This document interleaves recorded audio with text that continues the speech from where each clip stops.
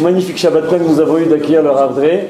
Donc maintenant pour terminer ce beau Shabbat tous ensemble, en tout cas on a ce plaisir-là et donc on va suivre donc, cette conférence qui est sur le plaisir dans le judaïsme et Hachem. J'espère que vous avez tous en profité. Je lui donne sur ce tout de suite la parole. Merci. Bien, Shabbat Tov à tous et à toutes. Merci au Rav Kassabi pour son invitation. Merci à la Maison des Benjamins. C'est toujours un plaisir de venir, de revenir même ici, pour aborder donc un thème qui m'a évidemment été inspiré pour la fête que nous allons rapidement côtoyer la semaine prochaine, Tou Bishvat. Et c'est une fête assez intéressante, puisque le Tou Bishvat, donc c'est le 15 du mois de Shvat, c'est le Rosh Hashanah les Ilanot, c'est le nouvel an des Ilanot, mais ce qui est assez incroyable, c'est qu'on va faire un Rosh Hashanah pour fêter des Ilanot avec une nature particulièrement morte, particulièrement congelée. Apparemment, il n'y a pas de grand chamboulement qui s'est passé au niveau de la nature. Regardez autour de vous, eh ben, il n'y a pas un seul germe. Alors ce matin, j'ai vu peut-être des petites tulipes, mais enfin, des brins de tulipes qui commencent à germer, mais il n'y a pas grand-chose qui se passe. Alors les maîtres du Moyen-Âge de Meiri dit un truc magnifique. Il dit que ce que nous vient fêter, nous, le peuple juif, c'est que le 15 Shvat, il y a une nature au niveau des arbres fruitiers qui comportait à l'intérieur du tronc de la sève, et cette sève était jusqu'à présent congelée. Et à partir du 15 Shvat, la sève va venir réalimenter tous les embranchements de l'arbre, toutes les ramifications de l'arbre. Et à partir du moment où il y a cette inversion au niveau du sens de la sève, alors c'est à partir de ce moment-là que l'on va fêter Tou Bishvat, sous-entendu le changement aussi petit soit-il, aussi infinitésimal soit-il, qui n'est même pas perceptible à l'œil nu, pour nous est suffisant pour marquer le coup et faire une fête.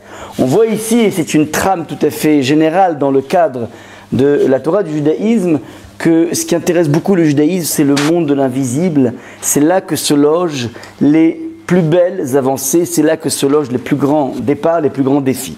C'est juste une petite parenthèse par rapport à Tou Bishvat. Et puisque nous avons parlé de la dégustation des fruits, alors je voudrais présenter mon exposé selon 3 actes. Vous avez un document sous les yeux. C'est une occasion juste pour pouvoir suivre ce que je vais dire. Il y a un point de départ et un point d'arrivée, il y a une structure, et surtout pour avoir en face de vous les références en bilingue. Pour ceux qui connaissent l'hébreu, tant mieux. Ceux qui ne connaissent pas, c'est pas grave, on peut s'en sortir en bilingue. Ce qui me permet de vous donner un petit peu, ce que je cherche toujours à faire partager, le goût de l'étude de la Torah. Donc n'hésitez pas à l'utiliser, à griffonner dessus, il est fait pour. Il est donné gratuitement, sponsorisé par la Maison des Benjamins. Donc profitez-en. Alors, on va voir donc 3 éléments essentiels par rapport au plaisir dans le judaïsme. La première des choses, c'est essayer de retourner aux sources et tout simplement de s'affranchir de cette vision chrétienne du plaisir. Et pourquoi on a besoin de le faire? Parce que qu'on le veuille ou pas, nous sommes imbibés d'un monde occidental dont les racines sont évidemment chrétiennes et non pas judéo-chrétiennes mais chrétiennes. Et d'une certaine façon, ils ont une lecture du plaisir, ils ont une référence par rapport au monde des délices qui est aux antipodes de la nôtre. On va essayer de le démontrer rapidement. On va voir d'où vient cette erreur d'interprétation de la Bible. Une fois qu'on aura réussi à se décomplexer par rapport à la notion de plaisir, on pourra essayer d'expliquer pourquoi le plaisir est tellement important dans la Torah, dans une deuxième partie.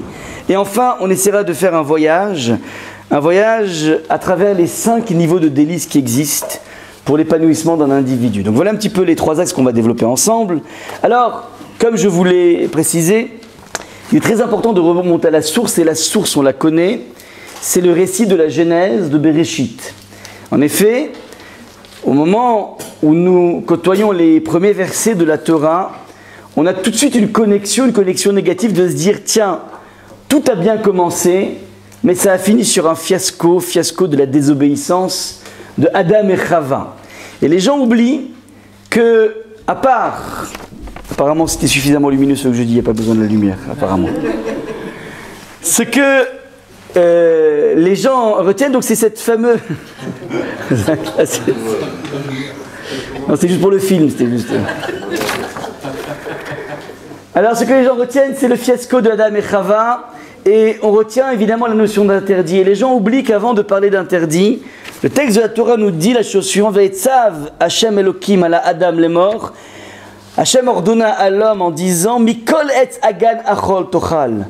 Manger, tu mangeras de tous les arbres fruitiers. La première mitzvah qui est donnée à l'homme, c'est justement de se sustenter de toute la panoplie de fruits qui existait dans le Gan Eden, dans le jardin du délice. Le Gan Eden d'ailleurs veut dire le jardin du délice.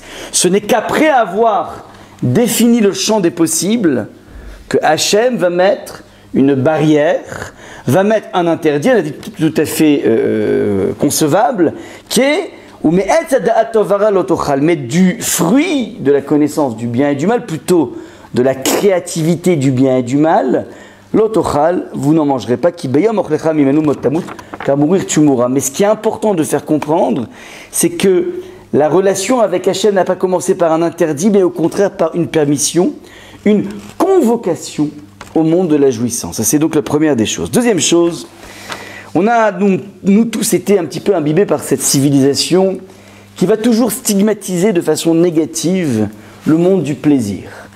Pour ceux qui ont quelques cheveux blancs ici, je me rappelle d'une, dont moi, vous ne l'aurez pas mais j'en ai quand même, je me rappelle d'une publicité qui m'avait beaucoup marqué. À l'époque, c'était un personnage qui représentait Don Camillo. Et, ouais, ça fait tilt. Et puis Don Camillo, donc habillé en curé, était en train de s'apprêter à manger, à s'empiffrer d'une assiette de pâtes. Et à ce moment-là, la voix du Seigneur retentit et lui dit: mais enfin, Don Camillo, que fais-tu là? Alors Don Camillo de répondre au Seigneur: mais enfin, ce ne sont que des pâtes. Et le Seigneur de répondre: oui, mais des panzani. Alors cette publicité m'a toujours marqué pour mettre en exergue le fait que, qu'on le veuille ou pas, on est imbibé par cette culture. Manger pour se nourrir, oui, mais pour kiffer, chas v'shalom. Chas v'shalom. Ça, c'est un petit peu ce qui a été véhiculé dans la culture d'ambiance. Et qu'on le veuille ou pas, on entend parfois des discours rabbiniques avec des rabbins qui viennent aussi, je ne sais pas pourquoi, peut-être par des connaissances anciennes, du catéchisme ou je ne sais où, venir tenir ce discours comme si le monde du plaisir était un monde qui était étranger à celui de la Torah. Alors je voudrais juste qu'on essaie de repérer d'où provient l'erreur. Et grâce à Rashi, on va voir d'où provient cette erreur. Et on va essayer juste de gommer un petit peu cette mauvaise conception, parce que ce n'est pas du tout l'apanage, en tout cas de la Torah. Alors, la mauvaise conception vient de la chose suivante, c'est que lorsqu'on lit l'Ancien Testament, donc la Torah, le Chumash, alors, pardon, le texte, lorsqu'on regarde la séquence des épisodes, je vous ai marqué ici le regard superficiel sur la sexualité. Il y a d'abord la création de l'homme et de la femme, en tout cas l'homme, Adam qui était au début androgyne et ensuite il y aura une césure, il y aura l'homme et la femme. Ensuite, il y a une séduction du serpent. Une fois que le serpent voit Chava, il essaie de l'inciter à fauter, vous vous rappelez l'épisode. Elle craque et elle fait d'abord craquer son mari, les deux craquent.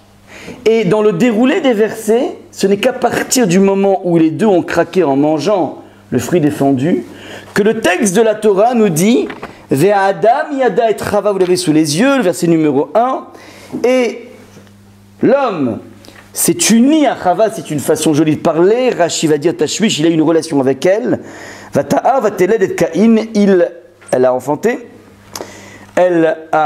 donc elle est tombée enceinte, elle a enfanté Caïn, Vatomer Kaniti Shel Hashem, j'ai fait naître un homme conjointement avec l'Éternel. Et donc lorsqu'on lit sans l'apport de nos maîtres du Moyen-Âge, lorsqu'on lit le texte de la Torah, on a l'impression qu'il y a eu la création d'un homme et d'une femme dans un monde idyllique, dans un monde parfait. Il y a eu un ordre qui n'a pas été respecté. Ils ont été chassés du Gan Eden. Et maintenant qu'ils ont perdu ce niveau spirituel, que fait l'homme et la femme? Eh bien, l'homme va voir la femme dans une relation charnelle. Et donc l'enfant qui va naître est évidemment l'enfant du péché. C'est à partir de cette lecture superficielle du texte de la Torah qu'est née cette idée à partir de laquelle toute relation à la dimension charnelle est forcément le fruit d'un péché. Pourquoi je dis que c'est superficiel? Parce que lorsqu'on a la chance de pouvoir étudier Rashi, je vous rappelle, il est né en 1040, il est mort en 1105, il a écrit entre ces deux dates, je ne sais pas quand, mais en tout cas on est à peine au maximum au XIe siècle. Au XIe siècle, Rashi vient nous dire la chose suivante, faites attention, Ve'adam yada, l'homme connu, c'est-à-dire a une relation charnelle avec son épouse, déjà avant le récit cité plus haut, c'est-à-dire avant l'épisode du fruit défendu, avant la faute et son expulsion du jardin, il avait conçu avec son épouse. Il en est de même pour la grossesse et la naissance de Caïn, car si le texte avait porté Vayeda au lieu de Yada, cela aurait voulu dire qu'il a eu des enfants après avoir été chassé. Donc c'est une remarque grammaticale, je ne crois pas dans la grammaire, au niveau syntaxe, mais Rashi nous démontre au niveau du, c'est pas du Midrash, c'est une démonstration. Ve'adam Yada, ça veut dire, et Adam avait depuis longtemps conçu avec son épouse un enfant. Sous-entendu, bien avant la faute, Adam a eu une relation charnelle avec son épouse qui a donné comme enfant Caïn. Ce qui veut dire que la relation avec son épouse s'est faite dans le Gan Eden avant la faute. Et donc d'un coup, nous sommes obligés d'éviter de connoter l'acte charnel comme étant le fruit du péché. Vous comprenez un petit peu d'où découlent toutes les fausses interprétations? C'est à partir de ce Rashi que l'on apprend que Adam et Chava, avant la faute, dans un monde de perfection spirituelle, se sont rencontrés. C'est-à-dire que l'union entre l'homme et la femme, lorsque cela fait évidemment dans les règles de l'art et en temps prévu, ça s'appelle le sommet de la spiritualité. Donc, premier point de départ, lorsqu'on aborde la notion de relation charnelle, il faut se rappeler que lorsque c'est fait dans les règles de l'art, c'est ce qu'on appelle le sommet de la spiritualité. Premier point. Maintenant, à partir de cette précision, on va essayer de réfléchir pourquoi. Pourquoi Béhémet, le monde charnel aurait sa place dans le monde le plus spirituel. C'est ça qu'il faut essayer de comprendre. On aborde donc directement maintenant cette deuxième partie, le rôle des plaisirs et la place de l'interdit. On va voir 4 points ici. La première des choses, c'est que Akadosh Baruch Hu a créé une nature qui est belle. Et une nature qui est aussi délicieuse à goûter. Vous connaissez toutes et tous l'aspect pléthorique des fruits, des arbres, des couleurs qui se trouvent sous nos yeux. Sachez que cette observation de la nature, ce constat de la nature, a permis à des personnages grandioses comme Avraham Avinu d'arriver à la conclusion que Akadosh Baruch Hu a créé le monde. Parce que Avraham, lui, n'est pas né comme nous dans un monde monothéiste, il est né dans un monde polythéiste, dans un monde païen. Et dans ce monde païen, son père était même vendeur d'idoles. Ce monde était un monde qui réfutait l'idée d'un Dieu unique. Et voilà que Avraham s'est mis à observer la nature très jeune. Et en observant la nature, il a vu d'abord la magnificence du soleil. Il s'est dit, mais c'est incroyable cette boule de feu tellement forte, nous dit le Midrash. Il a commencé par se prosterner devant le soleil en étant persuadé que le soleil est le maître du monde. Puis, lorsqu'il a vu que le soleil, à partir du coucher du soleil, s'estompait, il a vu la lune apparaître, il dit, ah non, en fin de compte, le principe qui sous-tend tout, c'est la lune, puisque c'est elle qui règne sur la nuit. Et une fois qu'il a vu que la lune disparaît, il s'est dit, ah, je ne comprends pas. C'est ni le soleil ni la lune, donc il y a forcément un principe qui fédère tout ça, qui unifie tout ça. Et c'est comme ça, petit à petit, qu'il en est arrivé à ce tremplin vers Akadosh Baruch Hu. Et il l'a vu observer aussi à quel point la nature donnait beaucoup plus que ce dont on a besoin. Si nous avions une répartition équitable de toutes les ressources au niveau de la map monde, il est évident qu'il n'y aurait aucun problème de malnutrition. Il n'y aurait pas de problème au Bangladesh, ni en Afrique noire, ni nulle part au monde. Il y a juste un fossé énorme entre les riches et les pauvres, entre le nord et le sud. Mais si nous savions bien répartir toutes les richesses, alors il est évident qu'il n'y aurait aucun problème, on aurait un surplus sur tous les niveaux. Ça, c'était l'observation. Maintenant, cette observation, elle est absolument essentielle. Merci beaucoup, Razakor.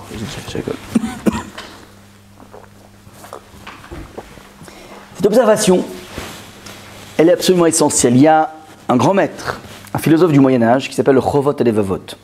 Il me semble qu'il écrit au XIVe siècle. Il dit il écrit donc un chapitre entier qui s'appelle le Sha'ar HaBechina, la porte de la Bechina de l'examen, la porte de l'observation. Il nous apprend à se reconnecter avec l'observation de la nature. On avait des personnes qui viennent, on est très souvent vu dans le monde maghrébin, qui avaient cette faculté de s'émouvoir devant une fleur. Mon père était comme ça.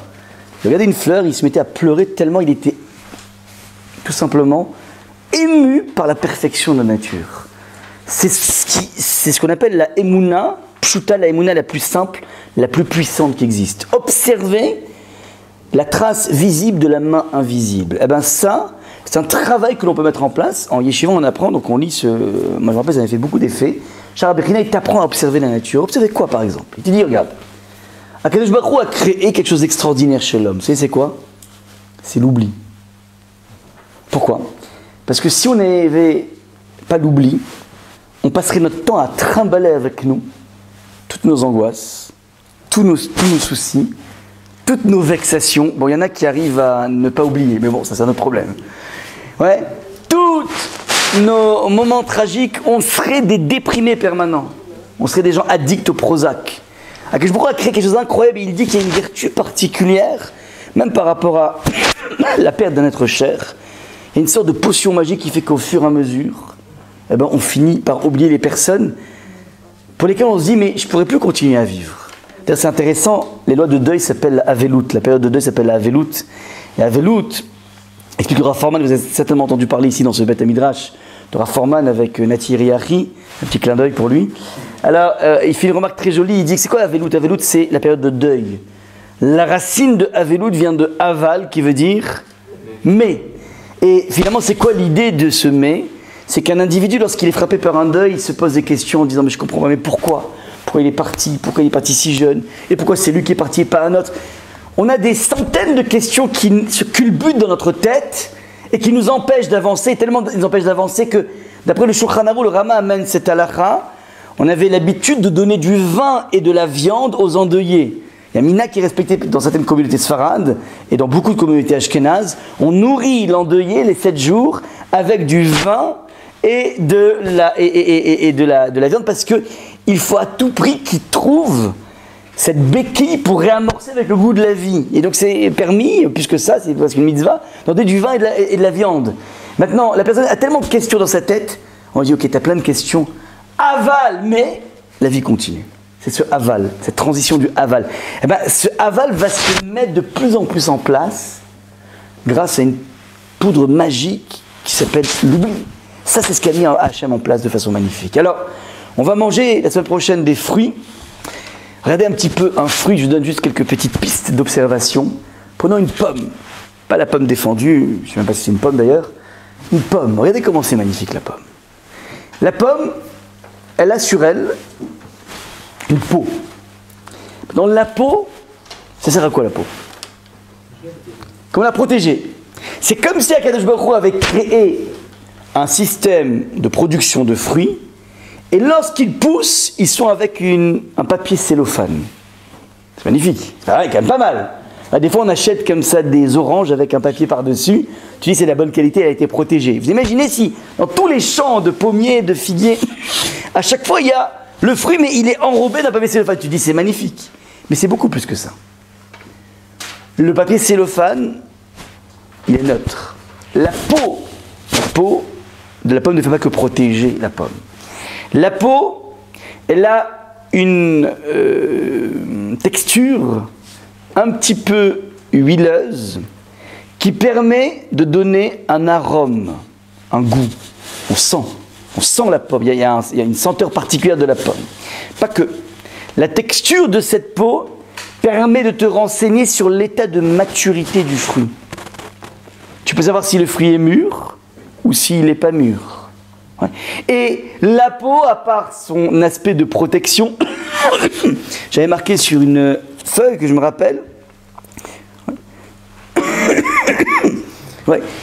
J'ai oublié de vous dire que cette huile en question, donc vous pouvez vérifier ça, cette huile en question permet aussi l'aspect imperméable.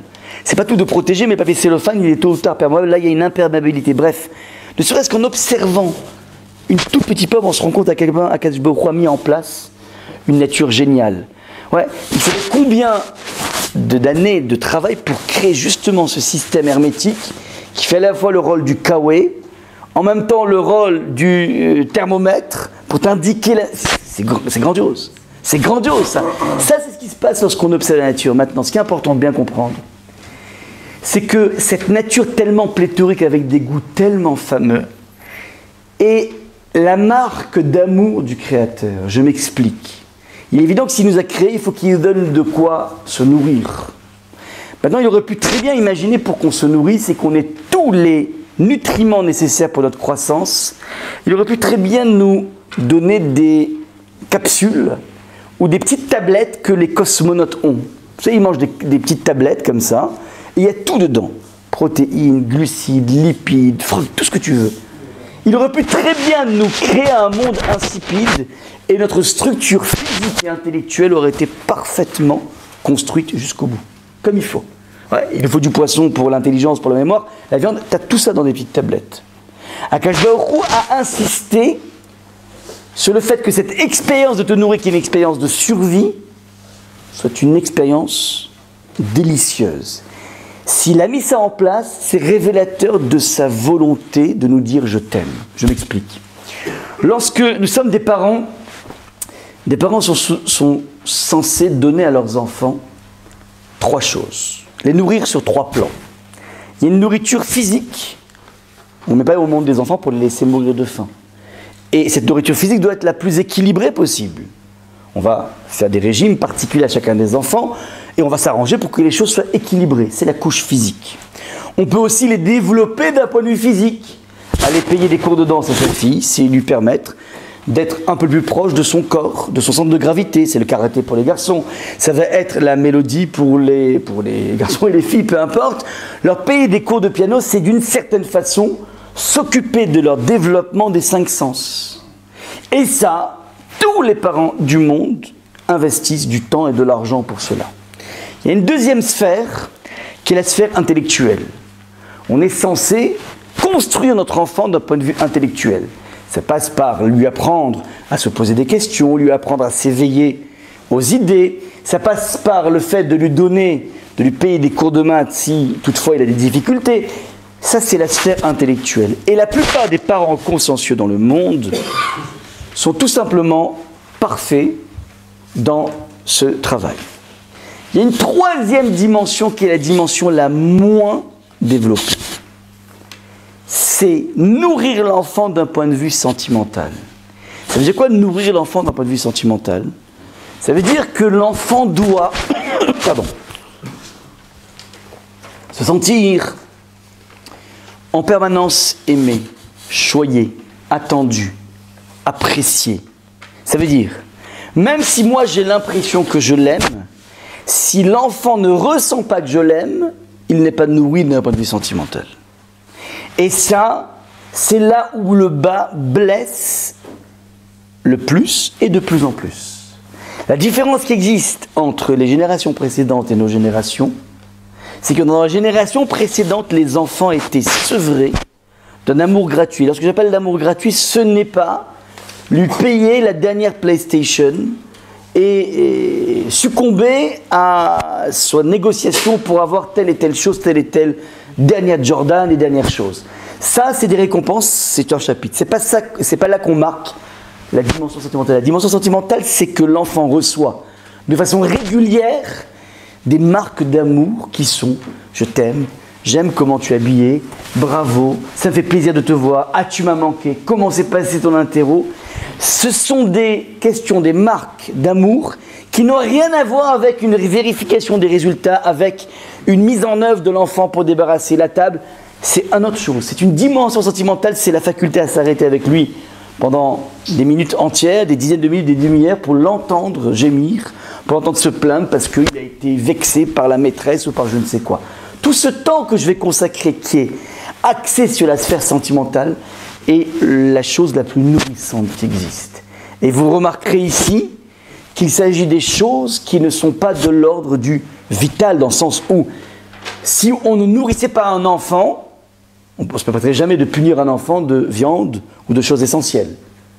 On ne se permettrait jamais de punir un enfant, tu n'iras pas chez le prof de maths. Parce que pour nous, c'est essentiel, c'est pas du luxe, c'est l'essentiel, la structure intellectuelle, la structure physique. On pourrait en revanche punir un enfant de dessert, parce que c'est pas essentiel dans la vie d'avoir un dessert. Sauf que le dessert est la marque d'amour. Le dessert, ou bien la communication qu'on aura avec lui, sa faculté, notre faculté à épouser sa douleur, ça, c'est tout simplement essentiel pour la construction de sa structure. C'est la dimension sentimentale. Maintenant, voir que Hachem aurait pu nous gérer avec des petites tablettes dans lesquelles il y a tous les nutriments dont on a besoin, et voir qu'il a créé un monde tellement pléthorique avec toutes les gammes de viande, avec toutes les gammes d'animaux, avec toutes les gammes de fruits, c'est révélateur de cette volonté d'Hachem de dire « Tu sais quoi, je t'aime ». J'aurais pu très bien te donner des comprimés de fructose, j'aurais pu faire pousser des vitascorbols au niveau des arbres, je t'ai mis des fruits de toutes les gammes. C'est mis en place juste pour qu'on puisse dire à Akadosh Baruch Hu, merci beaucoup. C'est sympa, tu as fait un clin d'œil, tu as pensé à moi. C'est la petite barre de chocolat qu'on va donner à l'enfant, pas parce qu'il a une bonne note, pour lui faire une surprise, pour lui dire voilà, je t'aime. Des petites attentions toutes petites. Ça, c'est le point essentiel. Pourquoi Akadosh Baruch Hu a mis en place un monde aussi goûteux, aussi jouissif? C'est juste pour nous prouver par des millions et des milliards de marques d'amour le fait qu'il nous aime tout simplement. Maintenant, quel est le sens de toutes ces marques? Alors, le Talmud de Yerushalmi, un Talmud qui n'est pas connu, mais qui dit un truc extraordinaire. Rav Kiskia dit au nom de Rav Cohen, Beshem Rav, au nom de Rav, Atid Adam liten dil vecheshbon al kol she'era'a eno velo achal. On aura des comptes à rendre à la fin, pour le jugement céleste, de tout ce qu'un homme a vu et dont il n'a pas profité. Toutes ces occasions de délices que tu as vues dans ta vie et dont tu t'es privé, tu auras des comptes à rendre. Alors attention, évidemment, on parle d'un délice licite et pas illicite, mais toutes ces occasions que tu as eues dans la vie, de profiter de la vie, de célébrer la vie, et dans cette célébration d'en profiter pour remercier Akadosh Baruch Hu, c'est autant de tremplins de communication avec lui dont tu t'es privé, donc tu auras des comptes à rendre par rapport à ça. On a tous un plaisir, des papilles gustatives. Lorsqu'un individu a soif, il adore prendre un verre de coca ou un verre de je ne sais quoi, eh bien, la Torah adore ça. Parce qu'en prenant ce verre de coca, tu vas faire une bracha et tu vas déclencher en même temps que ce plaisir de calmer ta soif et d'avoir du plaisir du sucre, tu vas en même temps créer dans cette expérience charnelle un pont avec Hachem. Cette façon de mêler Hachem dans les épisodes les plus charnels de sa vie, c'est ça que la Torah attend. Et si tu t'es privé de ça, c'est tellement dommage. C'est tellement dommage de ne pas avoir été conscient de ce tremplin incroyable. Ça, c'est ce que dit donc le Talmud de Yerushalmi. J'amène aussi dans ce même ordre une Gemara assez incroyable. Il y avait un Rav qui s'appelait Rav Nachman, très connu dans le Talmud. Et ce Rav, il avait une femme hyper savante. Ouais, des fois, il y a des personnes qui ont des femmes hyper savantes. Elle connaissait tout en halakha. Elle était très curieuse de tout. Elle posait des questions non-stop. Ouais. Alors, elle dit à son mari, Yalta dit à Rav Nachman, elle a compris un principe, qu'étant donné qu'à chaque interdit biblique correspond une alternative pour accéder au plaisir équivalent. C'est-à-dire, vous savez que on ne fait plus aujourd'hui de saler la viande. Hein. C'est rare les personnes qui font ça. Mais à l'époque, les grands-mères salaient la viande. Pourquoi on sale la viande? Parce que le sang est interdit. Bon, il y a un principe qui est le suivant. Le sang est interdit, donc il faut le saler. Quand on va chez le boucher en général, il a déjà fait la salaison. Pardon. Le sang est interdit. Maintenant, qu'est-ce qu'on fait si une personne, il rêve de goûter le goût du sang? Ça donne quoi un steak saignant? Alors, Yalta, elle dit que c'est pas parce que la Torah a interdit le sang que le goût du sang est interdit. C'est-à-dire que tu veux connaître le goût du sang de façon cachère, très simple, la Torah t'a permis de manger du foie. Le foie, c'est un organe qui est finalement en grande partie une coagulation. Si tu le fais, tu le cachérises comme il faut, tu as beau le cachériser, tu ne pourras jamais enlever tout le sang du foie, parce que le foie c'est que du sang pratiquement. Donc si tu veux goûter le goût du sang, tu peux avoir le foie. Ouais. On n'a pas le droit de se marier avec sa belle-sœur. Interdit. Pourtant la Torah a trouvé un patente qui s'appelle le yiboum. Si le frère meurt, eh ben, cette même femme qui était totalement interdite pour moi, elle devient permise. Et ainsi de suite, elle continue. La Torah a interdit le porc. Ça, on connaît ça. Tout le monde connaît. Pas halal le porc, ouais. On mange pas de porc. Bon. Mais le goût du porc, si j'ai envie de connaître le goût suave du porc, comment je fais? Demande Yalta, c'est très simple. Il existe un poisson qui s'appelle le shibuta, dit le Talmud. Et la cervelle du shibuta, si vous goûtez la cervelle du shibuta qui est un poisson cachère, vous aurez le goût du porc. Donc c'est très intéressant. La Torah dans sa façon, je vois que je vais faire changer les habitudes alimentaires de la communauté. Les recettes, les nouvelles recettes qui vont jaillir à la maison des... Comment? Shibuta, j'ai pas la traduction, je pourrais la trouver. Il y a des... Bon, en tout cas, non, ce qui est intéressant ici, c'est que la Torah n'interdit pas les interdits majeurs. Pour nous, c'est évident, là, le porc, on est rebuté par le porc. Ne crois pas que c'est parce que le goût nous gêne. Le goût n'est pas un problème, c'est le porc en tant que tel. Il y a des raisons, on ne les connaît pas. C'est du roc. Ça fait partie des lois incompréhensibles. Hachem t'a dit, et tu t'écrases par rapport à ça. Pareil pour tous les fruits de mer, c'est interdit. Pourquoi? C'est pas du tout parce que les fruits de mer donnent l'hépatite B, pas du tout, c'est pas pour ça. Parce que Hachem a dit un point, c'est tout. Maintenant, il se trouve que aussi ça pouvait être dangereux à l'époque, mais c'est pas parce que maintenant c'est moins dangereux que c'est permis, chas shalom. Bref, la Torah donne des interdits, mais jamais elle veut te déconnecter du goût de la chose. Ça, c'est le point qui est donné. Alors, elle pose une question géniale. Géniale. Elle dit, si c'est comme ça, si moi j'avais envie de goûter le goût d'un steak beurre, du lait et de la viande mélangés, pas mélangés, mais même cuits ensemble, c'est interdit dans la Torah. Lote vachel, gedi bachalavimo, t'as pas le droit de manger un mélange lacté carné, c'est assourd. Donc elle demande à son mari, ok, moi j'ai tous les palliatifs, je les ai, pour tous les goûts les plus interdits. Ouais. Maintenant, elle demande, mais qu'en est-il à son mari si j'avais envie de goûter, j'ai envie de faire un plan viande et lait réunis, comment je fais? Son mari dit, pas de souci, on va voir le boucher. Il appelle son boucher, il dit, amène-moi le pis de la vache. Le pis de la vache, ouais, c'est de la viande. Sauf que comme le pis, fait passer, donc c'est par le pis que passe, que transite le lait, alors il a un goût de lait. Donc une fois que tu l'as cachérisé, il y a un Shulchan Aruch qui parle de la façon de cachériser le pis. Comment? C'est compliqué, ouais, mais en tout cas c'est possible, c'est jouable.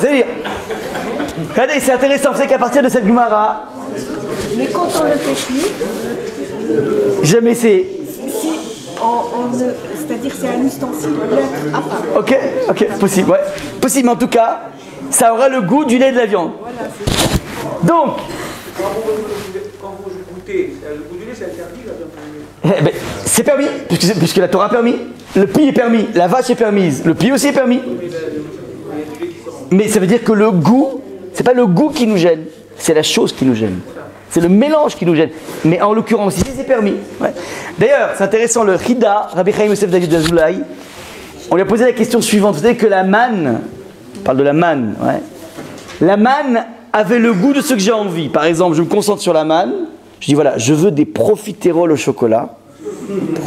Profiteroles au chocolat. Demande un talmid au Chida. Et si j'ai envie que c'est le goût de porc, c'est permis ou pas? Bah oui. À partir de cette Gemara, le Chida il dit oui, c'est permis. Donc les Juifs pouvaient avoir le goût du porc dans la manne. Parce que ce qui est interdit, c'est le porc et pas le goût du porc. Ouais. Donc pas un petit peu. Toutes ces Gemarotes pour vous dire que même dans les interdits les plus capitaux, la Torah n'a pas voulu nous déconnecter du monde du plaisir. Elle a juste voulu nous déconnecter de la chose pour des raisons certainement kabbalistiques, je ne sais pas pourquoi. La Torah l'a interdit, mais jamais du goût de la chose. Dernier point par rapport à ça. Ouais. Il y a un problème de goût quand même, transmission de goût, c'est ça le problème. Non. Noten ta'am dans la Gemara, c'est de n'importe quel interdit. Donc, quand j'ai pris de la viande et du lait, Ouais, j'ai mis de la viande et du lait, donc ils sont vraiment de la viande et du lait, donc la casserole va être imbibée d'un noten ta'am, d'un goût. Dans noten ta'am, est-ce que ta'am qui est ikar ou pas, est-ce que le ta'am c'est comme la chose ou pas, c'est un grand dossier. Mais quand tu as du vrai goût, pas la shibuta. Donc c'est la chose qui a sécrété un goût, mais la chose illicite qui a sécrété un goût. Ok ou pas? Encore une fois, la viande et le lait cuits ensemble sécrètent un goût. Ou bien, j'ai une marmite de viande et je mets du lait dedans. Et c'était dans les 24 heures. Donc il y a du goût incorporé dans les parois qui va être à la rencontre du lait. Si on dit que ta'am qui est si le ta'am du chose est comme la chose, ouais, alors à partir de là, on va avoir un problème au niveau de l'ustensile. Maintenant, au niveau de la shibuta, toutes ces choses, ils ont le goût de la chose, mais c'est pas la chose. Ça prouve bien à quel point c'est que la chose qui est interdite et pas le goût de la chose. Ouais. Parce qu'on n'insiste pas dans la mémoire pour vraiment la transmission de goût entre le lait et la viande. Mais parce que j'ai un goût qui vient de la vraie viande. J'ai un goût qui vient d'une vraie viande avec un vrai lait. Mais je ne suis pas dans un système d'ersatz. C'est l'idée du ersatz. Le ersatz te donne le goût de la chose. Ça c'est le point. Maintenant, dernière chose. Vous connaissez le personnage du nazir. Le nazir c'est un individu qui décide de lui-même, personne ne lui a demandé, de se déconnecter de la matière. Donc il s'interdit le vin, il rentre dans une certaine forme d'ascétisme. C'est le principe du nazir. À l'issue du processus du nazir, il sait se pousser les cheveux. À l'issue de ce processus, il est censé, ensuite pouvoir se raser, il doit amener un korban, il doit amener un sacrifice. Il demande les tosafistes, mais pourquoi il amène un sacrifice? Qu'est-ce qu'il a fait de mal? Au contraire, il s'est déconnecté de la matière, c'est magnifique.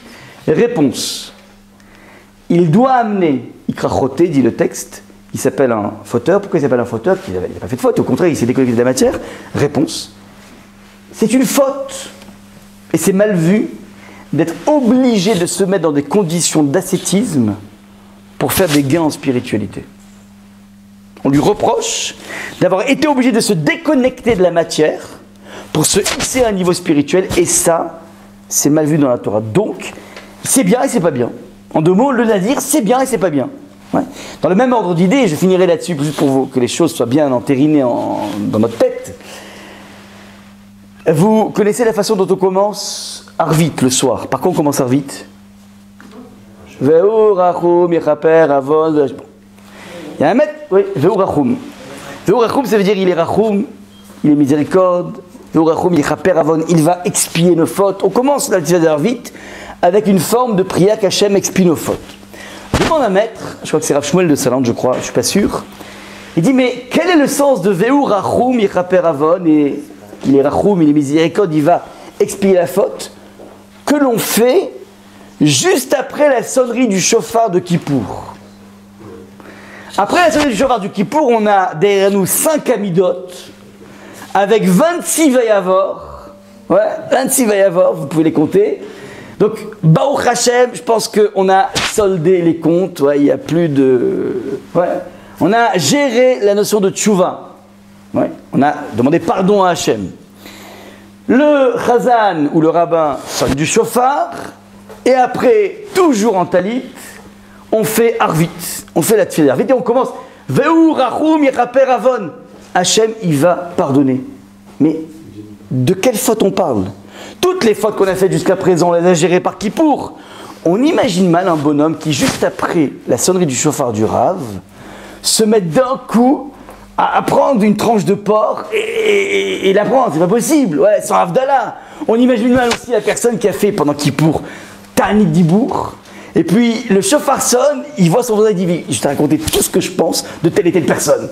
Ouais, il s'est bloqué pendant tout Kippour, et d'un coup, arrive le shofar, il dit, là maintenant je vais m'éclater un bon lachon hara. C'est pas ça a priori, on est dans la mouvance. Donc, demande le commentateur, il dit, mais je comprends pas. Mais quelle est la faute qu'on a faite entre la sonnerie du shofar et le moment où on dit il n'y a aucun sens. Réponse. On doit demander pardon à Hachem d'avoir eu besoin de se mettre dans un état complètement artificiel qui est l'état de Kippour, dans lequel ni tu manges, ni tu bois, ni intimité, ni tu te oins, ni tu mets cuir au niveau des chaussures. Bref, tu te mortifies pour te sentir un petit peu spirituel, un petit peu ange. Ça, le fait que tu aies besoin de ce type d'amphétamine, c'est suspect pour la Torah. Ouais. Tu devrais pouvoir sécréter une spiritualité indépendamment de ta déconnexion avec la matière. Alors, la Torah t'a demandé de le faire, c'est vrai, mais elle t'invite à avoir cette lucidité, attention. Et d'ailleurs, on le voit, on prend des centaines de Kabbalot à Kippour, le lendemain matin, on ne les a plus tenus. On les a plus tenus, ouais. Il y avait un grand rave d'ailleurs, qui, au sorcier de Kippour, avait l'habitude de prendre un poisson tout à fait spécifique. Et c'est un poisson qui était connu, peut-être c'est le rouget, je pense, qui était connu pour avoir des tonnes et des tonnes d'épines, des tonnes. Alors, un jour, ses élèves lui ont dit, mais pourquoi tu prends ça? Il dit, je vais dire pourquoi. Je sors de Kippour, j'ai pas envie de faire comme tout le monde, de me jeter sur les mounottes et sur les gâteaux et sur les choses.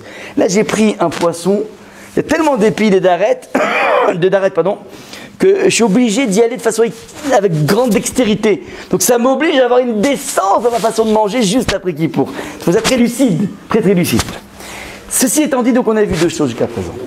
Première des choses, il faut se décomplexer par rapport à cette vision qu'on a du plaisir. Le plaisir n'est pas simplement toléré dans la Torah, c'est une mitzvah, primo.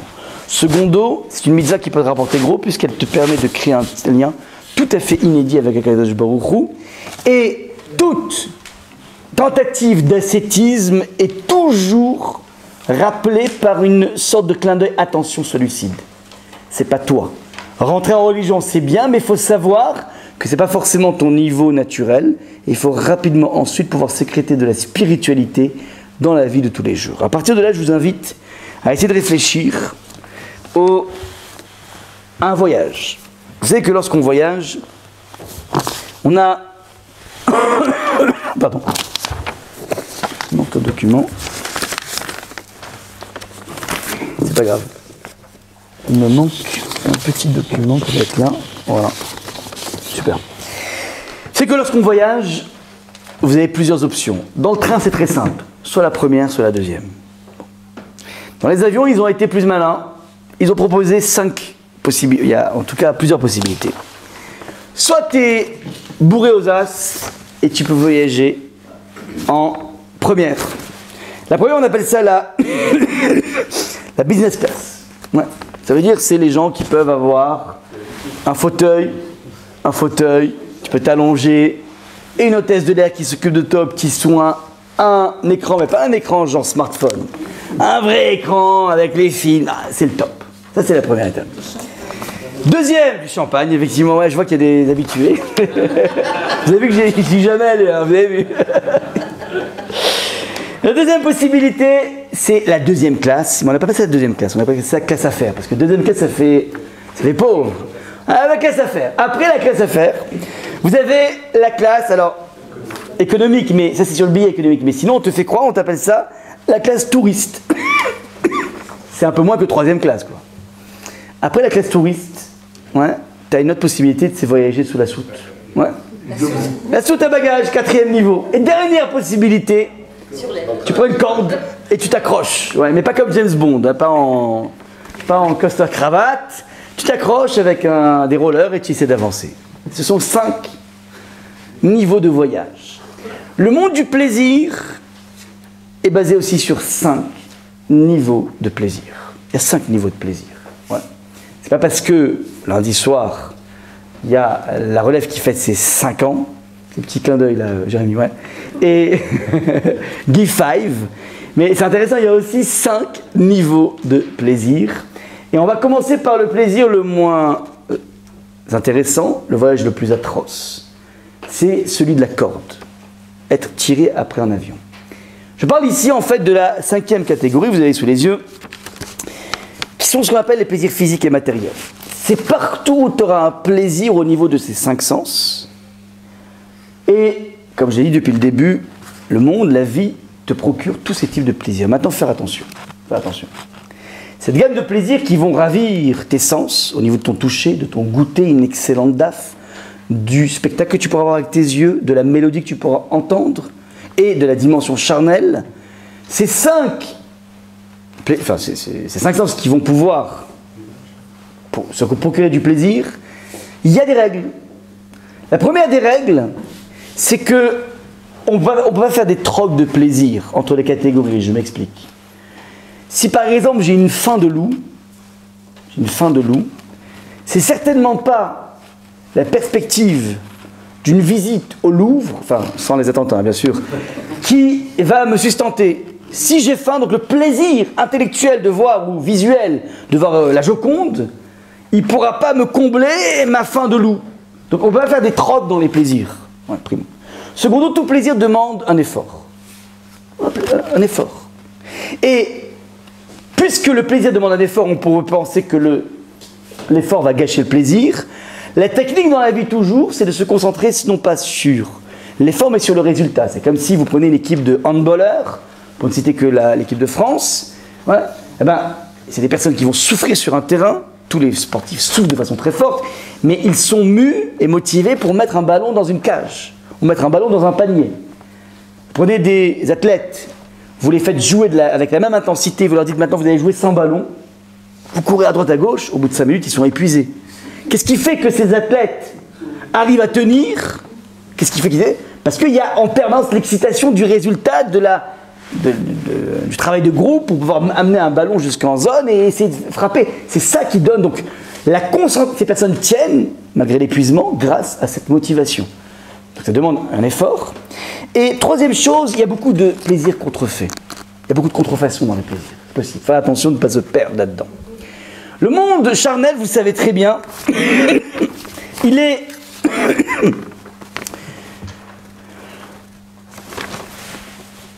Au niveau, donc, si on vous devait parler de sexualité, vous savez à quel point aujourd'hui, le monde de la pornographie est venu tout simplement être la plus grande des contrefaçons de l'amour. Et c'est quelque chose qui frappe de façon extrêmement forte les nouvelles générations. Ce qui était jusqu'à présent totalement inaccessible à l'époque, si ce n'est pour des personnes qui auraient osé aller vers, avec les smartphones d'aujourd'hui, les choses les plus écœurantes du monde arrivent sur nos écrans. Et qu'on le veuille ou pas, c'est en train petit à petit d'abîmer la conception essentielle de l'amour dont on va parler après. Donc il existe dans chacune de ces gammes de plaisirs une contrefaçon. Et pourquoi j'ai passé une contrefaçon? Parce que un plaisir est là dans la vie, Hachem a été mis pour que tu puisses créer un lien avec lui, pour te doper. Fondamentalement, l'excès dans le monde charnel renvoie à l'individu une image dépréciée de lui-même. Et d'ailleurs, la plupart des personnes qui sont dans une addiction, et c'est très fort dans le monde de la pornographie, tous les psychologues en parlent, sont des personnes qui ont une image de eux profondément atrophiée et qui s'auto-alimentent par ce besoin d'aller vers des visions totalement plombantes pour un individu. Bref, donc ce que je veux dire par là, c'est que le plaisir a quelque chose de constructif ou, si tu abuses, de destructif. Ça, c'est donc la première des gammes de plaisir. Beaucoup de gens restent à ce niveau-là de plaisir, ils vont consommer la vie et passer leur vie à consommer la vie. Il y a quelque chose qui, en termes de plaisir, en termes de délice dans la vie, qui dépasse de très loin toute cette dimension charnelle. Vous savez c'est quoi? C'est tisser une relation d'amour, un vrai amour, un amour sentimental, déconnecté du charnel. C'est le deuxième niveau que je vous ai parlé ici, que j'ai marqué ici, de l'amour. Je m'explique. Il y a monsieur Schwartz, qui habite aux États-Unis, qui travaille très très dur pour gagner beaucoup d'argent. Il est dans un secteur porteur. Et lui, il a un seul but, il a 30 ans à peine. Il se dit, voilà, d'ici 5-6 ans, j'ai envie d'amasser un bon pactole de 10 à 15 millions d'euros, 10 à 15 millions de dollars. Comme ça, je suis, comme on dit, à l'abri. Je suis tranquille. Et il travaille, il est acharné, comme ça, il est marié, il a 3 gosses. Il travaille, pas de week-end, pas de... Arrive un jour un milliardaire aux States, il dit, écoutez, monsieur Schwartz, je vois vous agiter dans tous les sens pour essayer... Vous cherchez quoi dans la vie? De l'argent, quoi. De l'argent. Combien vous avez besoin? J'aimerais avoir un petit matelas sympathique de 10 millions de dollars. Je suis milliardaire, moi. Je suis milliardaire. Regardez, ne vous cassez pas la tête. Vous perdez vos plus belles années. 30 ans, 35 ans, c'est les années les plus belles. Vous savez quoi? Moi, c'est rien pour moi, 10 millions de dollars. Je vous les donne. Vous arrêtez de vous courir dans tous les sens comme ça. Une chose. Vous avez 3 enfants. Un des 3, vous me le donnez. Je m'en occupe. Je m'en occupe, mais de A à Z. Il ira dans les plus grandes universités des États-Unis. il fera les meilleures choses, je m'en occupe, mais je peux que vous ayez contact avec lui. Que répond M. Schwartz? Donc 10 millions de dollars pour de bon, hein. 10 millions de dollars d'un côté, un de ses 3 enfants, et il peut choisir. Il peut prendre le plus bidon. Il peut prendre le plus rotor. Il peut choisir, ouais. C'est pas qu'il a un génie parmi la fratrie et il a mis le grappin dessus, pas du tout. Qu'est-ce que fait M. Schwartz? Non, mais évidemment que non. Jérémy, qu'est-ce que t'as dit là? Jérémy, arrête. Comment?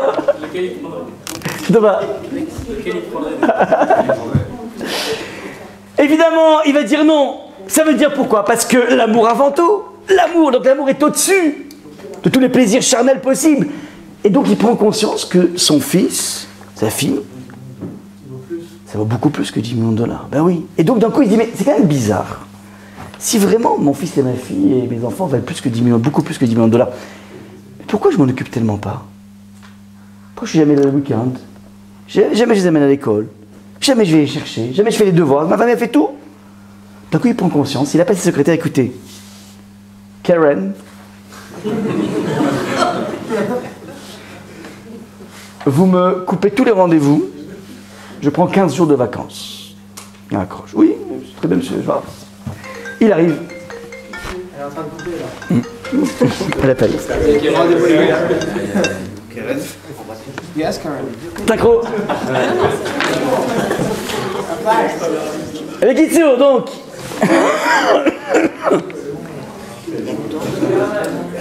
Keren, elle dit ok, pas de souci. Donc le lendemain, il dit c'est magnifique. Il va s'occuper de ses enfants, ses trésors, ses milliards. Après avoir passé 45 minutes à comprendre le mécanisme d'ouverture de la poussette, après avoir sorti les enfants à jouer à cache-cache dans le parc, avoir couru après eux, il rentre à la maison, il donne à manger aux enfants, après avoir géré la bataille de boulettes de viande, après avoir donné la douche, avoir géré les flaques d'eau de partout dans la maison, les taches de partout, après avoir essayé d'endormir les enfants avec Oui Oui et son gros lot, une fois qu'il l'a lu 17 fois, éreinté, épuisé, il sort de la chambre des enfants qui ronflent, il appelle le secrétaire et lui dit Keren, on reprend dans 3 jours.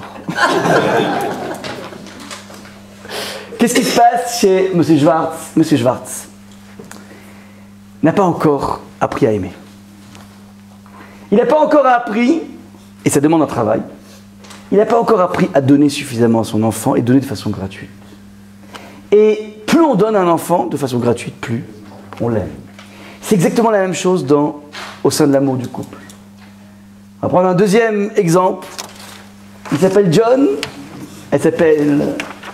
je sais pas moi. Pamela. John et Pamela. Ils se sont... Comment? On parle la même avec Patrick. Ils se sont rencontrés sur le Madison Square Garden. Ils se sont aimés. Ils se sont mariés. Ils ont chacun un travail. Ils ont acheté une maison. Ils ont des enfants. Ils ont pas mal de crédits pour payer la maison, pour payer la voiture. Ouais, ça prend du temps. Et lui, en fait, qu'est-ce qui fait qu'il s'est marié avec Pamela? C'est qu'il est, comme on dit en français, tombé amoureux. C'est-à-dire, il marchait dans le Madison Square Garden et puis d'un coup, il y a un petit ange qui s'appelle Cupidon, qui est venu, qui a tiré une flèche et qui est venu unir ces deux magnifiques personnes. Et John travaille très très dur. Très très dur.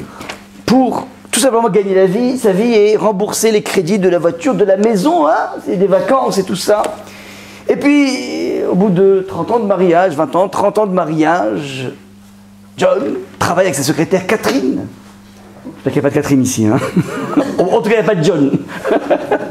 Et puis, d'un coup, il ne sait pas ce qui se passe, mais il y a le même Cupidon qu'il avait rencontré il y a 30 ans, qui vient tirer une flèche et qui vient unir Catherine avec John. Alors il revient tout guilleret à la maison en disant « Chérie, c'est fini. » Pourquoi? Parce que je suis tombé, comme si on tombe amoureux de façon comme être une victime de l'amour. Non, on sait très bien que c'est pas comme ça que ça fonctionne. Je vous ai marqué dans le texte « Va'adam yada et trava ». Yada veut dire une connaissance. C'est quoi la connaissance? c'est l'aspect charnel évidemment, mais c'est aussi cette faculté d'avoir distillé de façon régulière dans cette dimension sentimentale. Avoir été capable de façon régulière à des moments, et c'est ça le génie des lois de Tarat HaMishpacha, de pureté familiale, avoir été capable régulièrement de donner à son épouse, sachant qu'il n'y aura pas une traduction immédiate dans la chambre à coucher.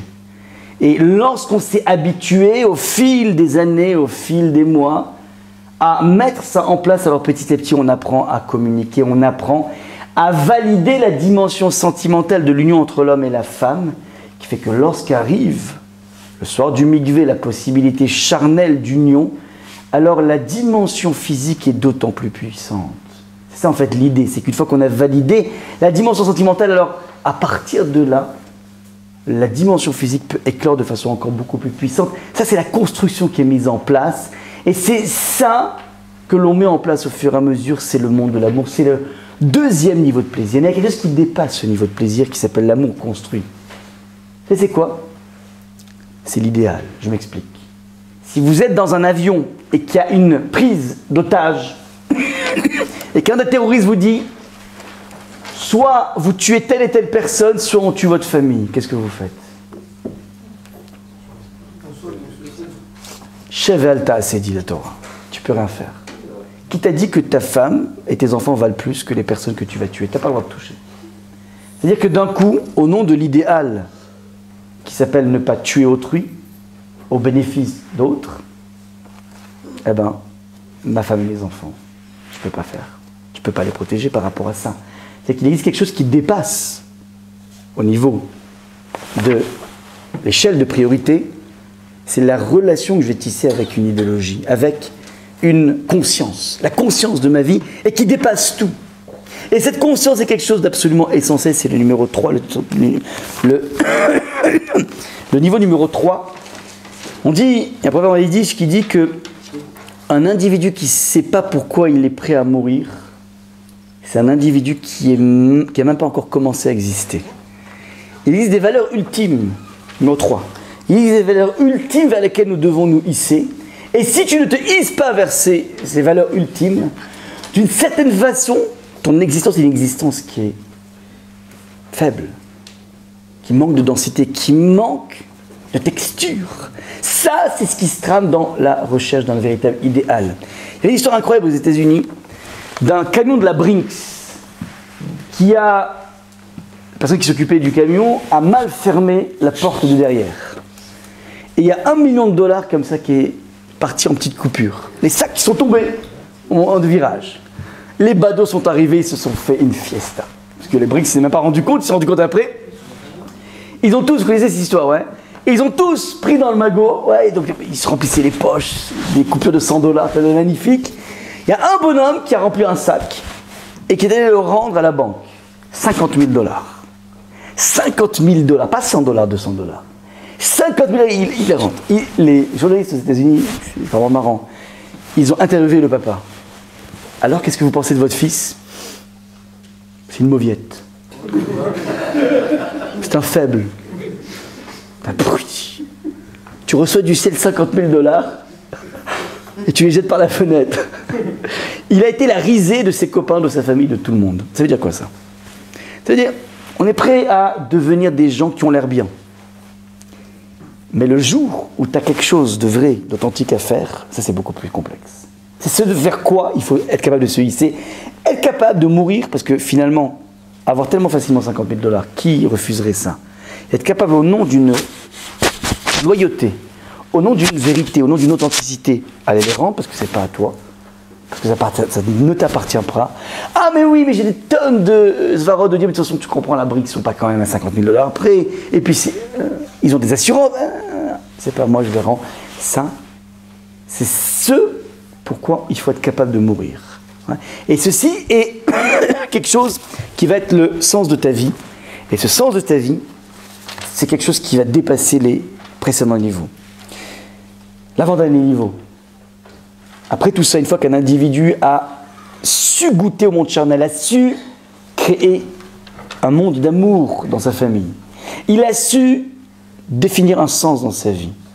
Il y a un 4e niveau qu'il faut attraper. Quatrième niveau, c'est la faculté de construire. Regardez comment c'est magnifique dans le texte de la Torah. Au moment où le Nachash, le serpent, va vouloir séduire Chava pour lui faire goûter à ce fruit, quel est l'argument décisif? Il lui dit la chose suivante.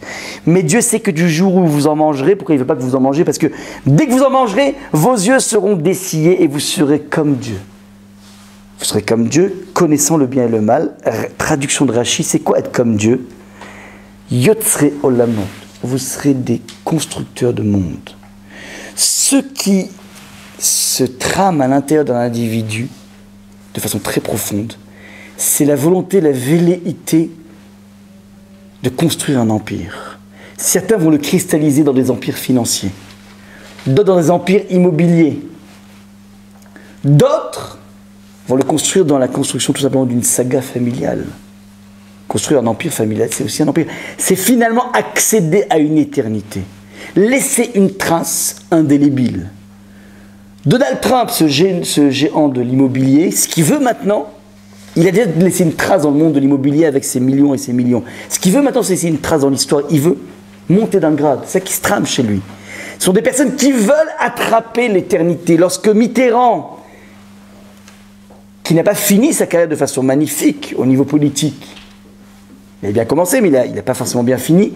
Lorsqu'il a mis ce projet de la pyramide du Louvre, sa volonté, c'est de devenir aussi éternel qu'une pyramide, et que dans 100 ans, 200 ans, 300 ans, on parle encore de lui. Il a voulu accéder par le biais de la culture à l'éternité, parce que ce n'est pas ses mandats qui vont lui faire accéder à l'éternité. Il sera maximum un individu qui aura marqué l'histoire de France, maximum. 20e siècle, maximum. En revanche, le Louvre, il touche à l'éternité. C'est un petit peu ça qui se trame. On a tous cette volonté à l'intérieur de nous de créer, d'être dans le monde de la création. Le danger de ça, la contrefaçon, sont tous les dictateurs, les Amin Dada, les Hitler, les Mussolini, qui ont utilisé leur puissance de créativité pour le mal. On a tous une puissance de créativité, il faut être capable de pouvoir la router vers le bien. Et c'est là qu'un individu va sentir à la fois son existence et son éternité. C'est le quatrième niveau, ouais, ce que j'appelle le niveau numéro 2. Et enfin, on finira là-dessus. Dernier niveau, le niveau subtil, le plus subtil. Lorsque dans la vie, tu as réussi à équilibrer le monde charnel, lorsque dans la vie, tu as réussi à tisser une relation d'amour profond, lorsque dans la vie, tu as réussi à donner un sens profond à ta vie, lorsque dans la vie, tu as réussi à créer des choses. Il y a des chefs d'entreprise qui ont su créer des choses magnifiques. Un chef d'entreprise aux États-Unis qui s'appelle Carnegie, un milliardaire. J'ai adoré ce qu'il a demandé à mettre dans son testament sur sa tombe. Il a marqué, je veux que vous soyez marqué sur ma tombe, ici est enterré un homme qui a su toute sa vie s'enterrer de gens plus brillants que lui. C'est très américain ça. En France, on n'aime pas les gens plus brillants que nous. Il a su, c'est quelqu'un qui a créé quelque chose. Il a créé des emplois. Hein. Petite parenthèse d'ailleurs, dans le monde de la créativité, vous savez comment est né le prix Nobel? Comment est né le prix Nobel? Monsieur Nobel était un homme qui avait des usines d'armes. C'était un géant de l'arme. Et le jour où son frère est mort, les journalistes ont cru que c'est lui qui est mort. Donc ils ont fait une nécrologie de Alfred Nobel, en croyant qu'il était mort. Il n'était pas mort, il était encore vivant, c'est son frère qui est mort. Et ils ont marqué Alfred Nobel, un grand industriel qui a eu énormément d'usines de dynamite et de ça. Il a lu sa nécrologie, lui, le bonhomme. Ça veut dire quoi? C'est ça qui va rester dans ma vie? Que j'ai créé des outils pour tuer le monde. Il a tout liquidé, ses affaires. Il a empoché l'argent et il a créé le prix Nobel pour récompenser les savants qui vont créer des choses pour sauver l'humanité. C'est en lisant sa nécrologie. Donc cet individu a décidé de devenir un constructeur vers la fin de sa vie en regardant sa nécrologie. C'est magnifique comme idée. Ouais. Ça c'est le point. Dernière chose, quel est le niveau ultime du délice? Le niveau ultime du délice, c'est la faculté, de façon régulière, de pouvoir côtoyer le maître du monde. Je vous disais maintenant qu'on pourrait avoir tout à l'heure un rendez-vous avec Mark Zuckerberg et lui demander ce qu'on veut. On préparait notre rendez-vous de façon magnifique. On lui vend un petit peu l'affaire et il est capable de lâcher les millions. Et bien nous, on a un rendez-vous quand on veut avec le bon Dieu, être capable de côtoyer le monde transcendantal. Ça, c'est l'idée. Dépasser le monde de la créativité, être capable de se hisser vers un monde dans lequel tout est déployé. C'est plus mes rêves fous qui vont être réalisés, c'est beaucoup plus que mes rêves les plus fous, c'est la faculté de pouvoir dissoudre ma personnalité dans une fusion avec le Créateur. Ça, c'est le niveau ultime qui demande évidemment un prix fort. Quel est le prix fort? C'est la faculté dans notre quotidienneté à dire maudit ma Hachem, dire merci à Hachem. Merci à Hachem, c'est-à-dire être capable de prendre conscience que tout ce que j'ai, même si Akadosh Baruch Hu n'a pas donné tout ce que je lui ai demandé, mais tout ce que j'ai, sur ce que j'ai, être capable de remercier, de prendre conscience que tout vient de lui, être capable de tisser de façon régulière ce lien avec Hachem, c'est là où tu commences à côtoyer la transcendance et tu es dans le sommet, dans cette business class, dans cette classe affaires, qui te permet de pouvoir voyager de la façon la plus belle. Je m'arrête là, s'il y a des questions, n'hésitez pas. Et n'oubliez surtout pas ce qu'on a dit par rapport à la gestion du plaisir. On a la fête de Shavuot, de Touv qui arrive.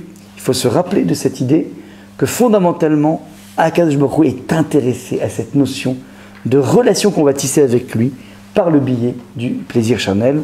Je m'arrête là. La création du monde du serpent, c'est le chesed.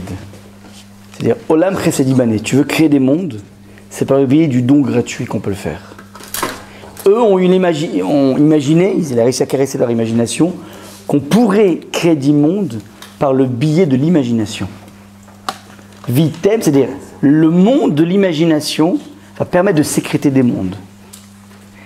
Les seules façons de créer quelque chose dans la vie, c'est de s'investir dans le chesed, c'est tout. Olam chesed ibané. C'est en fait tu veux, Abraham est le tikkun de Adam et Chava. Abraham observe un don pléthorique dans la nature par Hachem, il décide d'imiter Hachem, il va donner de façon pléthorique, sans faire payer les gens, il donne, un point c'est tout. Je donne donc je suis. Ça c'est Abraham qui va donc s'inscrire dans le monde du chesed pour créer des mondes. Les Adam et Chava ont cru, en tout cas le serpent leur dit, que par le biais de l'imagination tu pourras arriver à ça. Ouais. Maintenant, c'est un dossier en tant que tel, c'est quoi la date Tovara, connaître le bien et le mal, c'est pas la date. Raphaël parle de façon magnifique de ça, c'est utiliser ma créativité avec une bonne pondération. Une créativité et une force de destruction. Être capable de pouvoir mettre en place ces choses. Et ça, c'est plus subtil, je ne peux pas le faire sur un pied, quoi.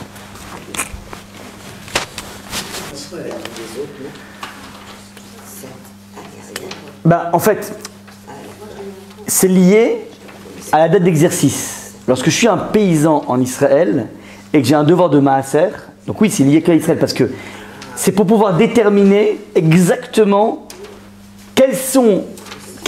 combien j'ai engrangé de blé, enfin en tout cas de fruits, de l'année N-1 par rapport à l'année N+1. Le point, si vous voulez, le 31 décembre ou bien le 31 mars des exercices comptables, c'est le Touv Bishvat. C'est-à-dire, de façon plus simple, lorsque un fruit a eu sa chanata, c'est-à-dire son bourgeonnement avant le 15 Shvat, il fait partie de l'année d'avant, N-1.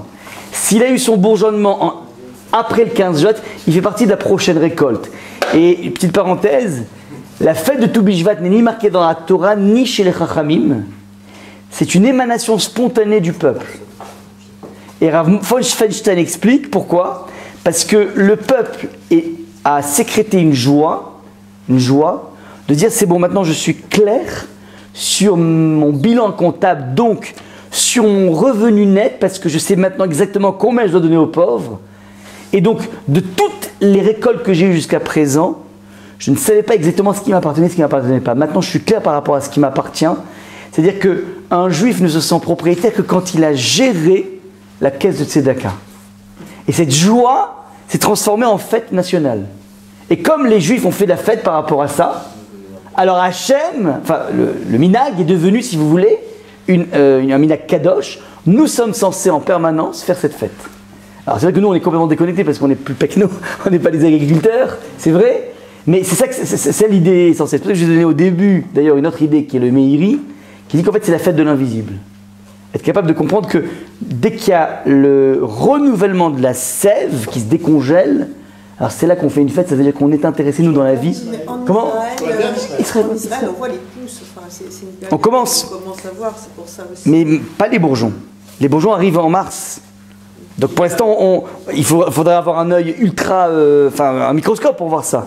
Donc c'est une puissance d'anticipation. Et puis là, quand vous dites qu'il n'y a pas de source de tout Mishpat, c'est en tant que fait, quand on enchaînait les notes, c'est dans le Masechet Rosh Hashanah. Oui, mais pourquoi on a... En tant que fait, non, mais si vous parlez bien. En tant que fait, exactement, oui.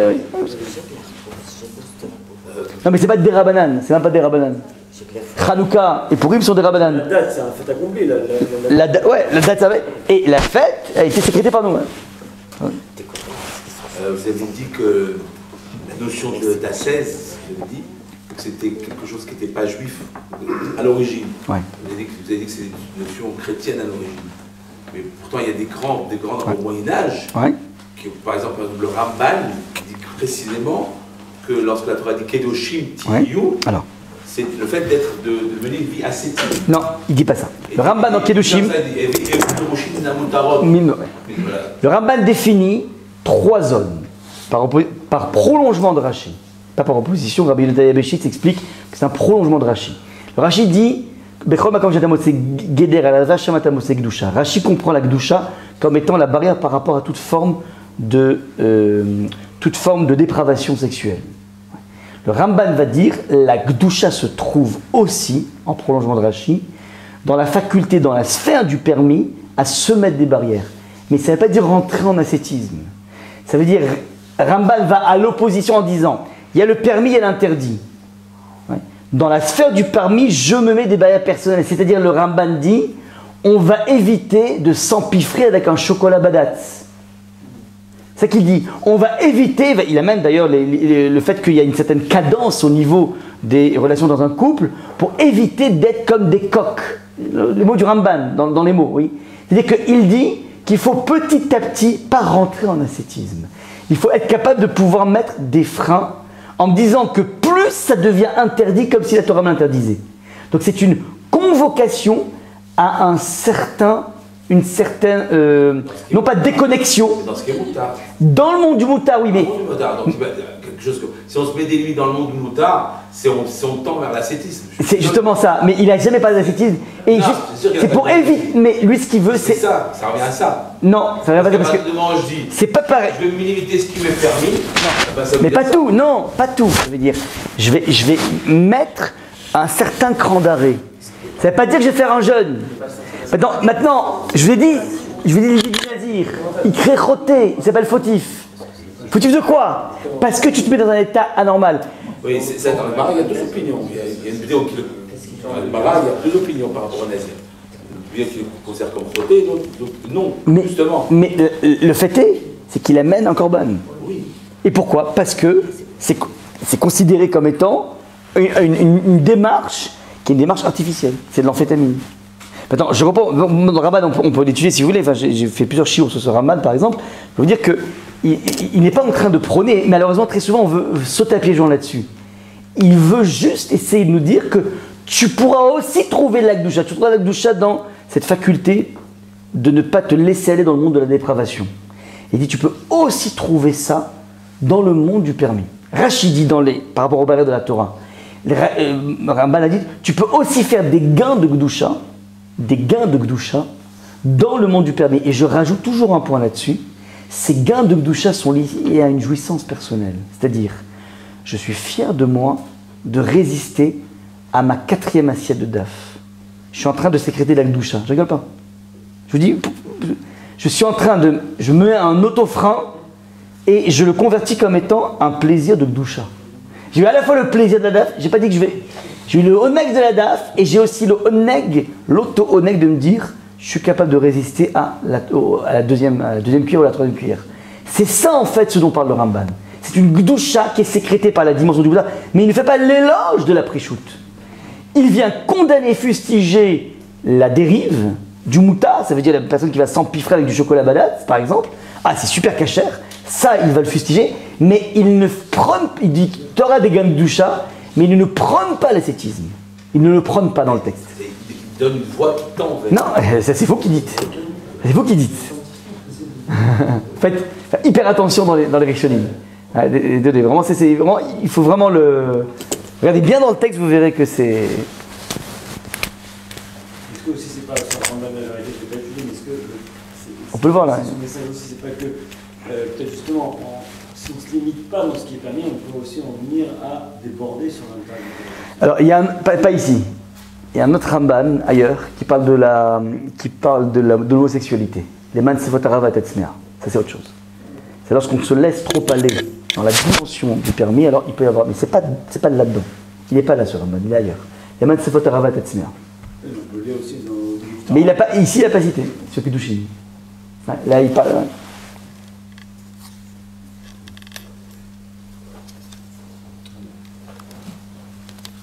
Rien qu'on fait, c'est considéré comme une certaine forme d'amphétamine. Ça s'appelle du dopage. Maintenant, je ne dis pas, on se dope. La Torah t'oblige de te doper au moins une fois par an.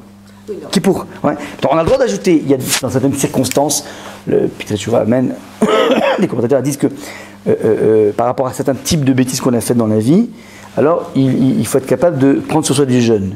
C'est-à-dire essayer, l'idée du jeûne, c'est pas de se faire mal, c'est d'essayer de retrouver la sensibilité des choses. Ouais. C'est toujours l'idée d'un jeûne, c'est de retrouver une certaine sensibilité. C'est pas de se priver de la vie, c'est essayer de marquer le coup. Il y en a qui font le lundi avant, c'est lundi, jeudi. Oui, ça existe. Ouais. Il y avait, au Maroc, il y avait des. Moi, j'ai un grand-père qui faisait. Il faisait la saka. Ouais. Mon arrière-grand-père aussi. Mon arrière-grand-père faisait ça aussi. Ouais, je sais. De Motzei Shabbat jusqu'à vendredi. Oui, mon arrière-grand-père faisait ça. Je sais. Au Maroc, ça existe. Oui. Mais ça, encore une fois, ça c'est des babas salés, si vous voulez. Ça veut dire, c'est des personnes, c'est pas le commun des mortels. C'est des personnes qui passent par là pour se hisser à des degrés de Gdusha absolument colossaux. Mais c'est pas le commun des mortels. Mais ça, c'est l'ascétisme quelque part. Mais à leur niveau, comment dire, c'est des yechidei segula, ce qu'on appelle, c'est des personnes extrêmement rares. Et à leur niveau, c'est le billet qu'ils utilisent. Ce que je dis par là, c'est que pour eux, c'est ce dont ils ont besoin. Pour le commun des mortels, c'est pas ça. C'est la différence. Ouais. Donc évidemment, il y a mentionné dans la Lacha beaucoup de choses dans ce genre. Ouais, l'Afsaka. C'est des personnes qui trouvaient, et c'est évidemment pas par inspiration chrétienne, ça c'est évident. Ouais. C'est des personnes qui ont compris qu'ils faisaient des tannées de dibour, ils faisaient des tannées à tous les niveaux. Ils essayaient de se déconnecter le plus possible pour gagner ces gains de Gdusha. Ce que je dis ici, c'est que pour le commun de mortel, c'est pas quelque chose qui va certainement même abîmer un individu. Ça peut l'abîmer parce que cette déconnexion est une déconnexion fausse.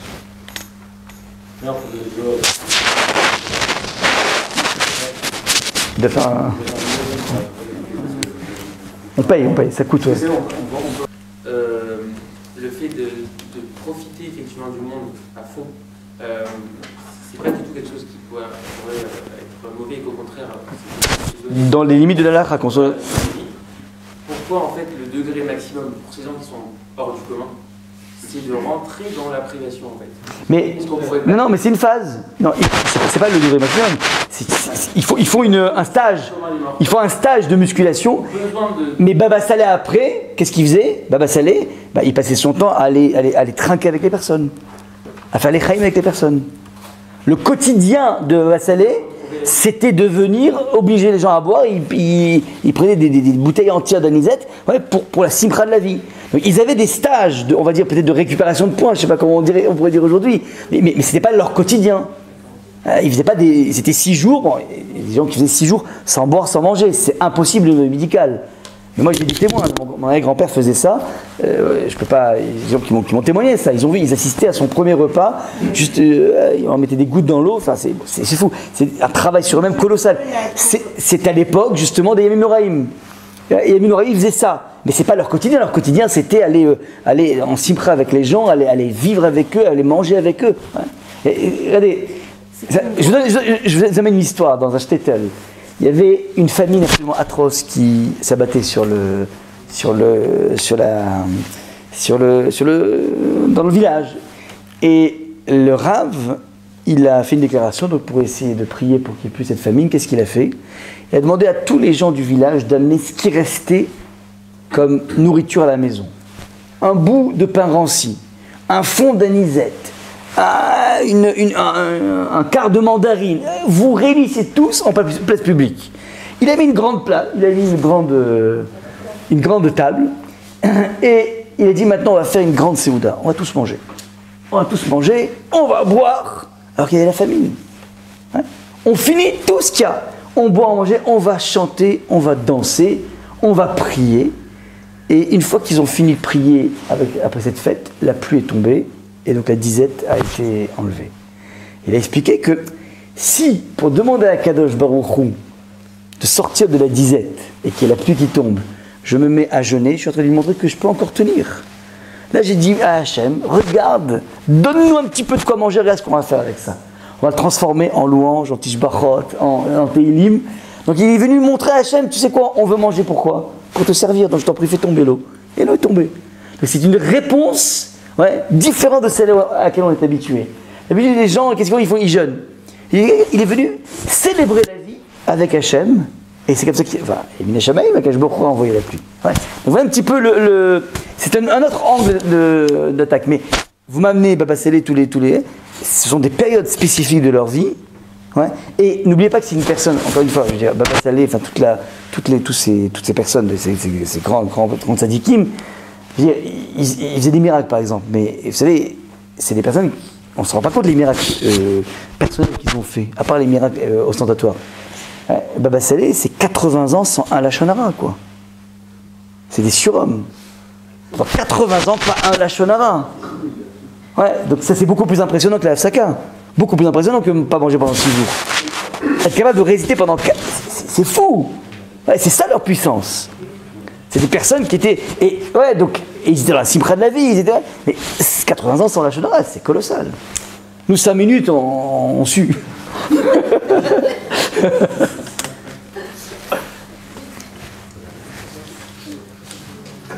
Voilà, vous pouvez revoir toutes nos cours sur l'application, enfin sur le YouTube Live Vidéo. Et celui-là, il sera évidemment donc sur la Maison des Benjamins.